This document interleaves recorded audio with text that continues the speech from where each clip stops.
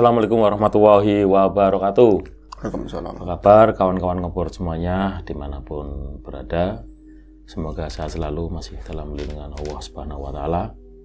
Ya, jumpa lagi di sini bersama kami di channel ngobor, ngobrol sekitar horor tentunya ya, bersama Mas Ayung nih sebagai narator kita yang akan menemani kita semua di kurang lebihnya 30 menit ke depan gitu kira-kira Mas Ayung. Betul. Monggo silakan Mas Ayung barangkali mau menyapa teman-teman. Baiklah, terima kasih Bang Ogan atas tadi pembukanya. Aku nyapa kawan-kawan dulu seperti biasa. Assalamualaikum warahmatullahi wabarakatuh. Waalaikumsalam. Bismillahirrahmanirrahim. Apa kabar kawan-kawan ngobor semua? Semoga semua dalam keadaan baik, sehat dan selalu bahagia tentunya kapanpun dan dimanapun saatnya. Amin. Jumpa lagi kita berdua di ngobor, ngobrolin yang horor-horor. Terima kasih sekali atas dukungan teman-teman dalam bentuk apapun. Semoga dikembalikan lagi dengan sesuatu yang lebih baik lagi. Ya. Baiklah, ini ada cerita apa Bang Ogan? Cerita apa Mas Ayung? Yang mudah-mudah ini sekitar kita saja lah. Ya, yang gitu. terjadi sekitar kita. Dan kemarin baru nih ada di tetangga. Itu lagi-lagi ya emang di sini sering diceritakan Mas Ayung ya. Jadi orang itu masih kerabat temanku lah, orang tua itu seketika waktu mau meninggalnya itu ya itu sudah kira-kira 4 harian itu udah mengalami sakaratul maut dan susah sekali itu loh, susah sekali untuk meninggal. Dan ternyata dia kan akhirnya dari keluarga itu punya inisiatif untuk ke orang yang lebih paham, dan katanya anak dari orang tua tersebut yang mau meninggal itu kan paham historinya ini Kehidupan. Iya, almarhum yang dulu-dulunya Bapak, ibu, bapak. Pak. Oh. Iya, katanya dia itu dulunya itu punya susu, terus diketahui di lemarinya itu banyak pusaka seperti itu yang katanya itu nanti harus diambil dulu nih susunya itu kan. Ya, setelah itu diambil paginya, sorenya udah nggak ada, udah bisa lepas seperti itu. Dan cerita itu bukan cuma 1-2 cerita Mas Ayu, banyak lagi dari teman ke teman. Pas kebetulan ini kan peristiwa kemarin itu di sekitar kampung lah ada seperti itu. Nah itu kan termasuk horor juga walaupun sekelumit ya sekitar. Itu Mas yang maksudnya gini, di ranah itu kan itu gini Mas Ayung, kalau susuk itu kan tetap aja Mas ya, apapun bentuknya tetap bersekutu gimana, walaupun buat kebaikan lah contoh. Iya. Katanya nggak tahu kan ya. Iya. Saya akan coba, kalau ini kan termasuk kebahasan nanti dapat di dalamnya ada penjelasannya, itu di dalamnya ada cerita lagi atau seperti apa. Tapi coba tak jawab dengan pendapat saya. Nanti teman-teman yang kurang sependapat ya ini semata pendapat, yang misalnya sejalan ya mohon dijelaskan lebih rinci, mungkin seperti itu ya. Yang pasti dalam kehidupan manusia ya dari awal kita dilahirkan, kemudian besar, gede, remaja, menikah, ya tetap haknya orang hidup adalah meninggal, ya kan. Haknya orang hidup adalah yang mati, meninggal, begitu, nggak bisa dianulir itu. Nah, tekannya patih itu mesti. Kalau misalnya caranya meninggalnya itu seperti apa, ya kita punya keluarga, punya orang tua. Umumnya kalau yang tua-tua, yang sepuh-sepuh meninggal itu ya lumrah, karena udah menjalani banyak kehidupan, tua dan sakit.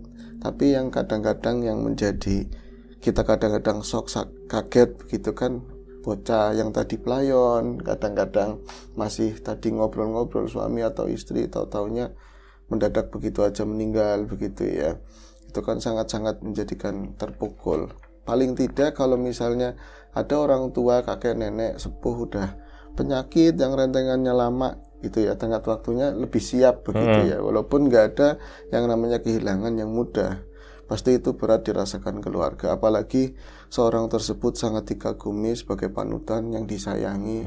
Seperti apa rasanya, nggak ada yang mudah. Paling ya orang keluarga bisa ngomong yang sabar, yang ikhlas itu kan ucapan, tetap yang menjalani itu ya berat ya. Tapi kita punya iman, kita punya track record kehidupannya mereka, insya Allah mereka bakal menjalani kehidupan berikutnya ya dengan baik, dapat kebaikan di sana. Kita juga yang ditinggalkan bisa mendoakan mereka, itu cukup menenangkan begitu ya.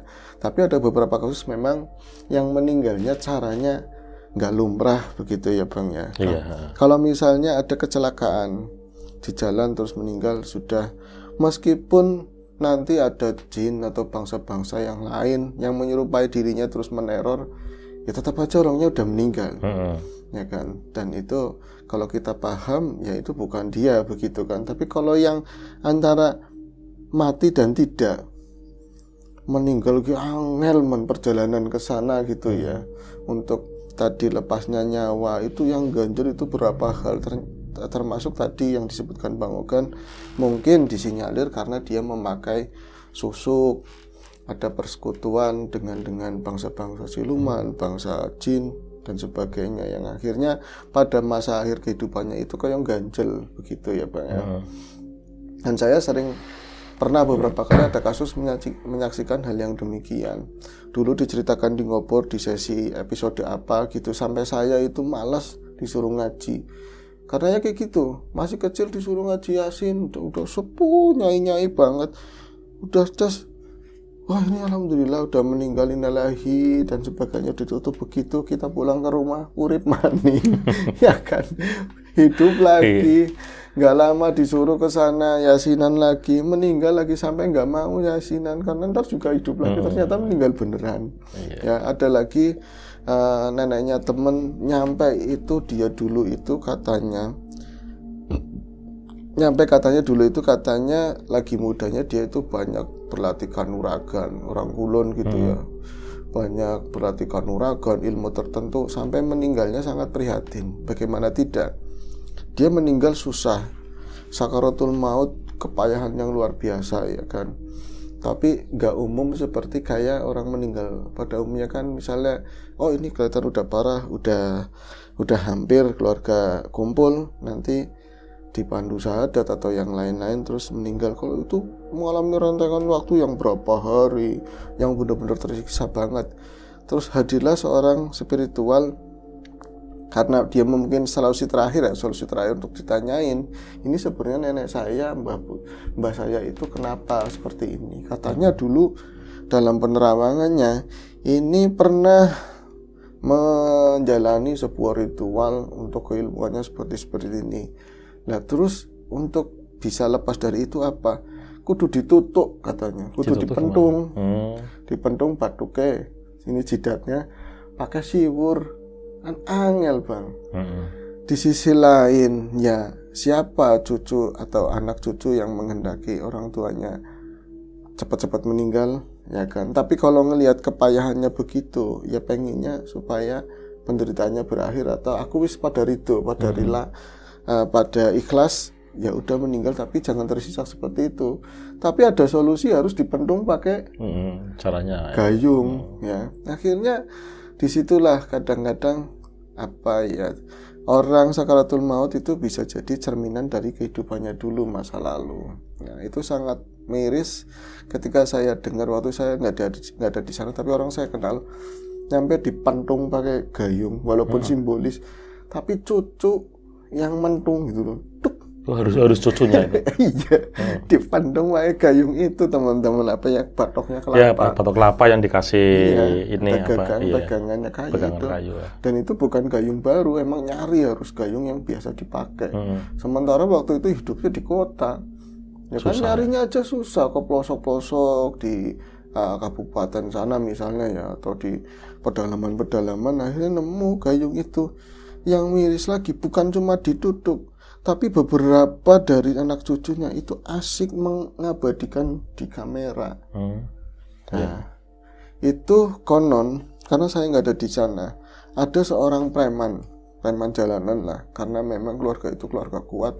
Terus dia juga ikut hadir karena pernah mengguru sama dia kan mendiang sama suaminya juga, itu ngeliat di situ nyampe marah-marah.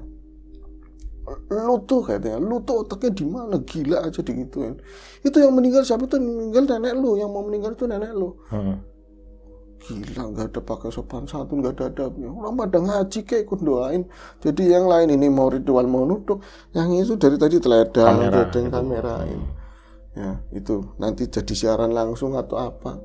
Ya kan mentol, kok tega begitu loh ya. Walaupun nanti buat kenangan, tapi mengenang seperti itu kayaknya tabu begitu kan.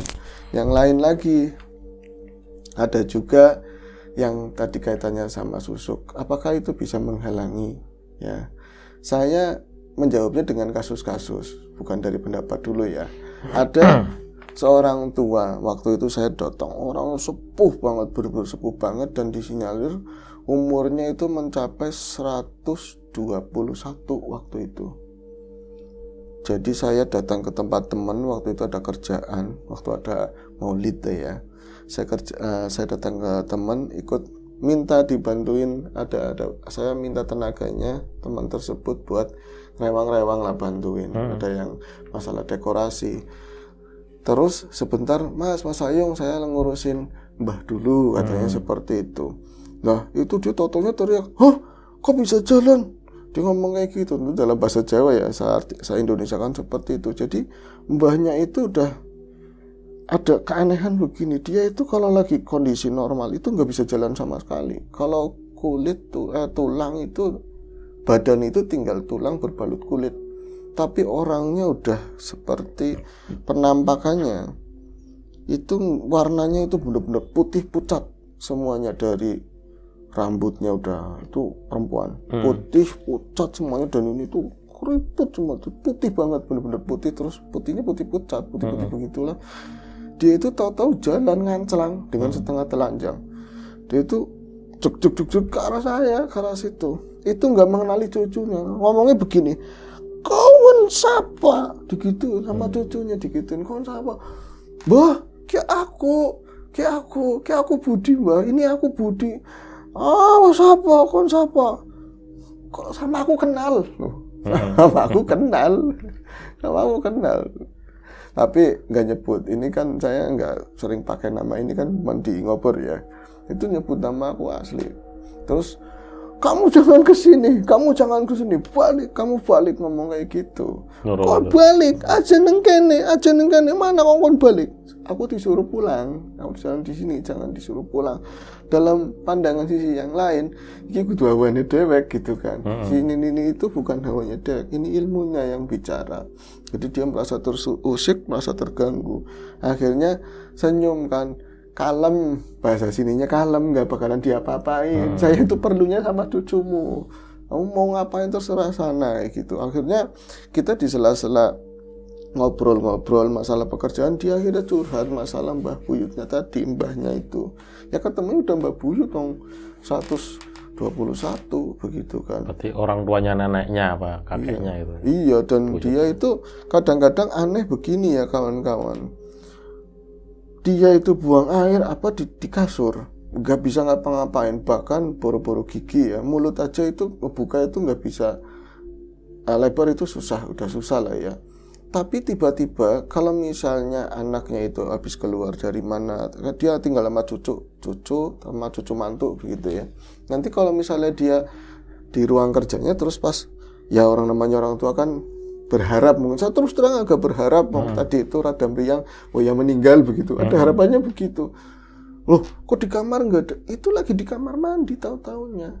Itu lagi kacayan bang sana di tempatnya, di kamar mandi itu kan rada tinggi. Itu keran bisa dihidupin sendiri, terus semacam sengaja disumpel itu bolongannya, buangannya itu. Nanti jadi kayak air kolam walaupun sedikit. Di situ pakai plak kayak gitu. Kalau dipikir-pikir secara nalar, jalannya itu yang nuntun siapa? Kalau ditanyain katanya jalan sendiri. Dan di situ itu orang benar-benar setua itu, tinggal tulangnya lah, tapi sehat, seakan-akan bahagia banget di situ. Itu katanya apa? Satu itu ada dua hal ya. Orang kuna dulu ya, ketika mungkin kayak kita syariat belum masuk atau enggak mereka itu nggak terimpact lah, nggak ada dakwah nggak sampai, atau orang tuanya nggak ngajarin seperti itu, atau yang lain banyak hal. Terus yang diyakini orang-orang dulu banyak kan begini, yang kuat, kalau orang dulu siapa yang kuat dia yang dihargai. Iya benar. Ya kan, pendekar-pendekar dulu kan ambisinya kayak apa? Yang kuat sama dengan dia juga dihargai, dia juga nanti punya ini harta juga, kekuasaan lah seperti itu. Kalau orang-orang dulu kan kayak namanya lurah aja harus jawara. Harus jawara. Harus jawara. Makanya ketika saat itu ambisi-ambisi seperti itu dia menafikan. Kadang-kadang kalau orang penggiat, walaupun kalau udah ambisi udah gelap mata ya, tapi penggiat-penggiat kanuragan sekarang atau ilmu-ilmu tertentu tahu ini mana batasan-batasan yang harus saya saya ambil, atau yang saya harus mandek, saya harus berhenti. Kalau ilmu ini nanti misalnya saya nggak bisa mati, bahasanya itu saya tuh dipenjara badannya ini sama si ini karena ada persekutuan kayak gitu. Itu yang ilmu loh, bukan tusuk ya. Ada jual beli ilmu seperti itu. Dia itu resikonya bakalan tadi nggak mati-mati, susah. Giliran mati pun ya prakayangan lah gampangnya seperti itu. Ada yang seperti itu. Nah itu termasuk yang ini itu. Dia itu nggak tahu jalanin itu. Yang pasti dia juga punya orang tua lagi. Misalnya namanya Sri. Sri kayak dinung. Ini dinung, ini diminum. Buat apa Bu? Misalnya ya kan. Men koe besok yang menikahi kamu itu orang hebat, wong kuat, wong sugih, wong sing punya pengaruh, biar yang seneng banyak. Ya dia yang ngasih yaitu katanya neneknya lagi, yang dikasih juga nurut-nurut, wong namanya ini buat kebaikan diminum lah, tapi nggak pernah tahu ada amunisi apa di sini kayak gitu Bang. Muncul itulah yang dinamakan susuk air. Itu melalui minuman begitu kan. Ada juga ritual suruh jalanin ini itu, ternyata ada persekutuan dengan bangsa-bangsa seperti itu. Makanya kayak tadi Bang Ogan ngomong kok meninggalnya susah. Terus setelah ditanyain kepada yang bidangnya, itu alhamdulillah bisa lepas. Iya itu kan termasuk walaupun bentuknya benda itu ya yang dimasukin itu kan.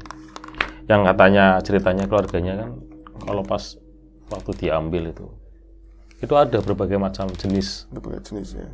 Bendanya ada yang modelnya kayak gerah kecil ya, jarum dan lain-lain itu. Sama terakhir ini tronton terkolen. Mungkin. Diambil dari sini obeng gitu. Iya.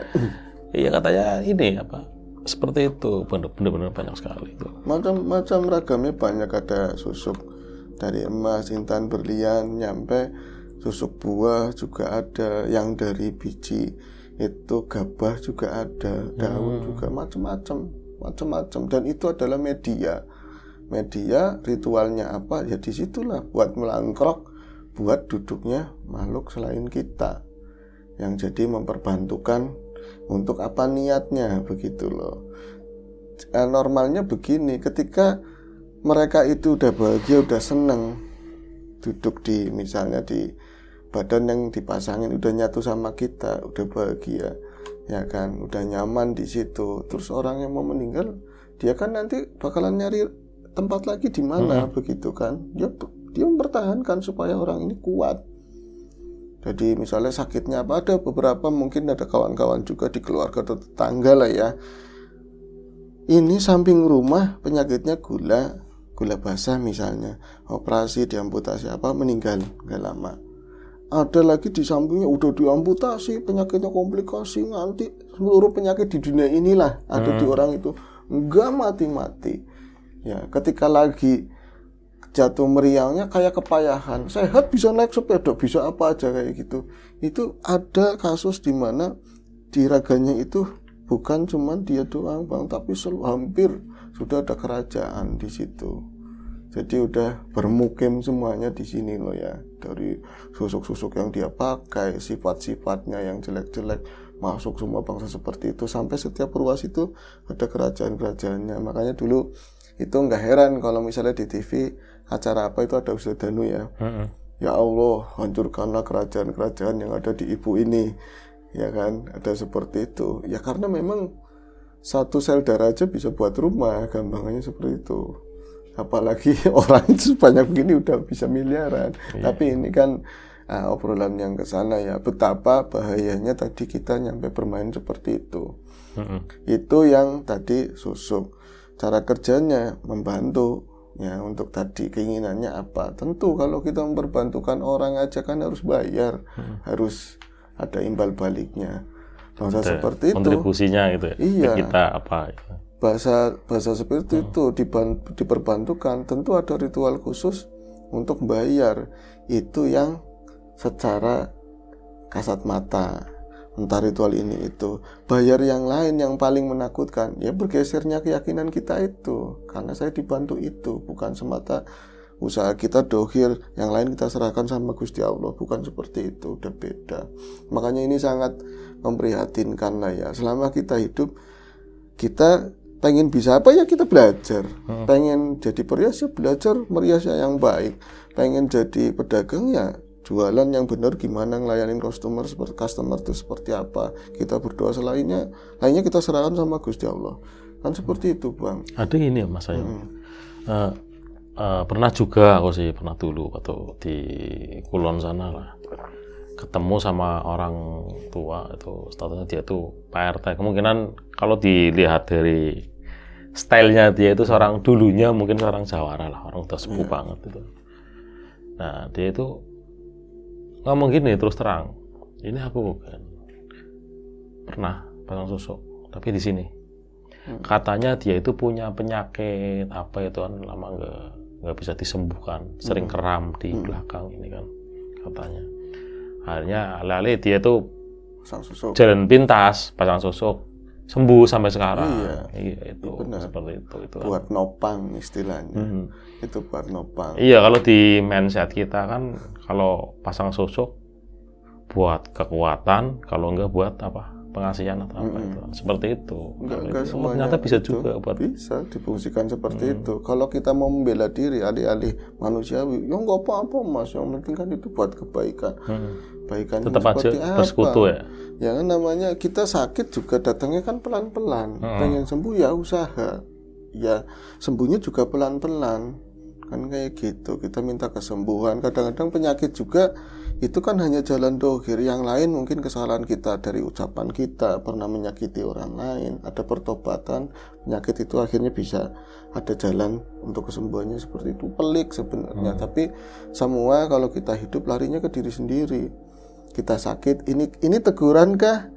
Ini ujian kah? Apa ini hukuman? Itu beda-beda semua kan seperti itu, Bang. Nah, tadi juga ini pembicaraan sebelum meninggal ada yang menghalang-halangi. Kalau tadi antara lainnya mereka itu badan itu, raga itu udah jadi wadah saya. Kalau ini meninggal, ya saya harus cari. Saya kan wadahnya kan ini. Saya sudah senang di badan ini. Itu terus saya sudah di pekerjaan. Sekarang gantian kamu yang saya kerjain. Mau meninggal, bikin susah, tak kuat-kuatin. Ya seperti itulah. Dan sampai udah meninggal pun ada yang masih menggantung. Satu ketika itu belum lama, sekitar mau setengah bulan yang lalu lah, ada ambulan lewat. Kita lagi main-main malam itu, ya kan, ngusir suntuk, yuk gaplean yuk raminan itu sama kawan-kawan. Terus semua saling berpandangan begini kan, saling ngasih kode. Itu ambulan lewat, cuman kalau udah di kampung ya, di Temarti sudah dimatiin. Kalau dulu kan seringnya lebay itu, gitu kan serem banget. Udah dimatiin, terus udah kasih ya. Ada temen ngomong kayak gitu. Sampean udah kasih, maksudnya apa? Si mayit itu nyampe ke rumah, jeroannya itu nongkrong di kami di situ. Jadi dia itu masih apa ya? Merasa saya belum ikhlas meninggal. Belum ikhlas, jadi masih ada kepikiran nanti anak saya gimana, itu aja kehidupannya ruwet, semrawut ini kayak apa. Itu wallahu alam, ini pendapat ya dan apa yang kami lihat. Akhirnya waktu itu Mas Tommy ngomong begini, udah ikhlaskan saja, jenengan sudah waktunya meninggal, diikhlaskan semuanya, keluarga dan lain-lain. Insya Allah jalan pulangnya gampang digituin. Itu dalam pandangan kita itu nangis, Bang. Di situ nangis sesenggukan. Oh iya minta Fatihah, iya difatahin bareng-bareng langsung kayak gitu. langsung hilang sosok tersebut. Itu ibu-ibu dan kami mengenal sekali ibu tersebut.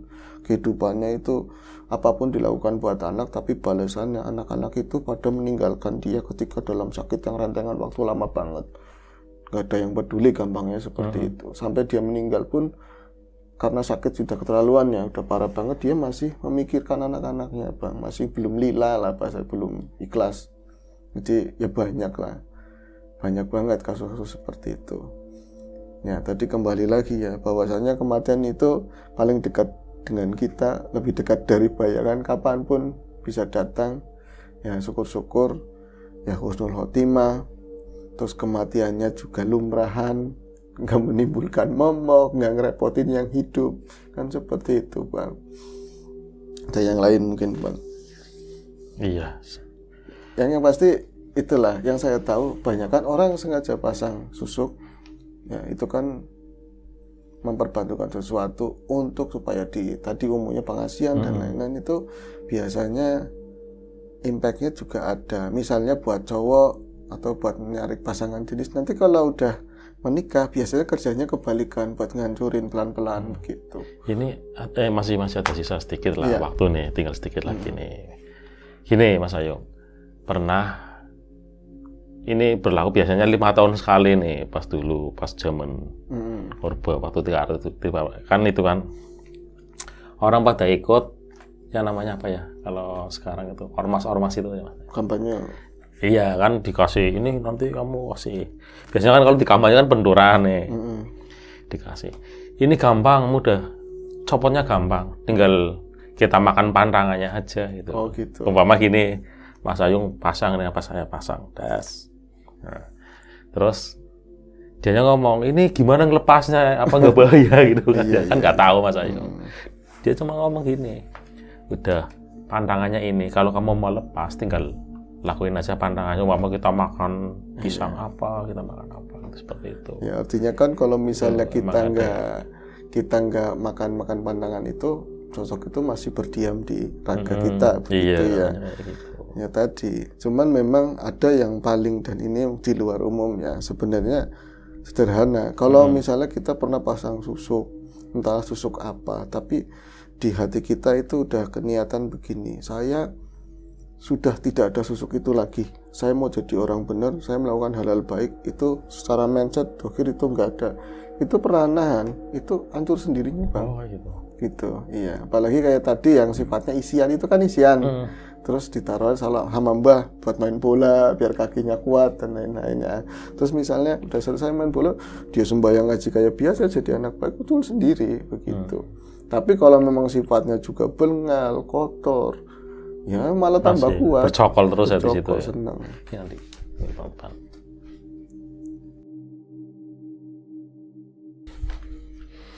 Jadi itu ya bermacam-macam apa sih ya? Caranya ya Mas Ayang ya, dan lepasnya itu ya. Banyak sekali. Makanya kita hidup tentu nggak bisa sendiri, butuh bantuan orang lain. Secara dohir, keluarga, teman, kolega, semua bantuan orang lain. Secara goib kita juga butuh bantuan. Ya tapi bantuannya yang dari yang maha hidup begitu ya, minta tolong sama Gusti Allah. Perkaranya dia itu memperbantukan sosok malaikat kayak sosok apa itu kan urusan prerogatif Gusti Allah, tapi kita nggak ngarani gitu loh. Iki di kuyang gawa mene supaya begini atau betoro karang atau apa, itu sudah beda gitu loh. Itu termasuk persekutuan ya, persekutuan bangsa-bangsa. Betul. Yang jelas yang menyesatkannya biasanya indah dulu, belakangannya yang nggak enak. Nyatanya matinya aja sampai ditutup pakai itu. Kalau di kamera itu kan nggak pantas. Masa orang tua mbahnya sendiri dipentung kamera viral, aduh. Viral yang bunuh cucunya sendiri kan angin. Nyatanya seperti itu. Ya nggak terasa Mas Aung ini udah 30 menit lebih nih. Ya kita akhir saja ya, udah. Ya itu saja obrolan kita untuk edisi ngobrol kali ini. Sampai jumpa di ngobrol selanjutnya, mungkin masih sama saya atau sama Mas Jiram Biru. Itu saja, dan kami akhiri. Wassalamualaikum warahmatullahi wabarakatuh.